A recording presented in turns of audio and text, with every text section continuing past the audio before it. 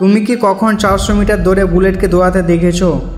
যদি না দেখে থাকো তাহলে আসামের এই মেয়েটির সাথে দেখা করো, যার না ছিল কোনো নাম, কোনো বড় শহরে মেয়েও নয়, দামি জুতোও ছিল না, কোনো ব্যক্তিগত প্রশিক্ষণও ছিল না, শুধু ছিল একটাই, ভারতের হয়ে দৌড়ানো।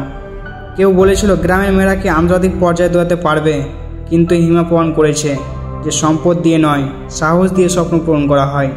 2018 সালে যখন হিমা ভারতের হয়ে সোনা জিতেছিল, তখন এটি কেবল একটি পদক ছিল না, এটি ছিল প্রতিটি মেয়ের কাছে উত্তর, যাতে বলা হয়েছিল যে তুমি এটা করতে পারো না। কিন্তু তুমি কি হিমা দাসকে একই উৎসাহে প্রশিক্ষণ নিতে দেখেছো?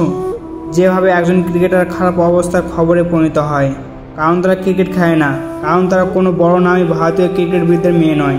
প্রতিদিন 8-10 ঘন্টা অনুশীলন করে, কোনো স্পন্সরশিপ নেই, কোনো লাইন নেই, তবু হৃদয়ে কেবল একটি আওয়াজ, ভারতের জন্য বড় কিছু করে দেখানো। এখন সময় এসেছে কেবল ক্রিকেটের পিছনে দৌড়ানো বন্ধ করার।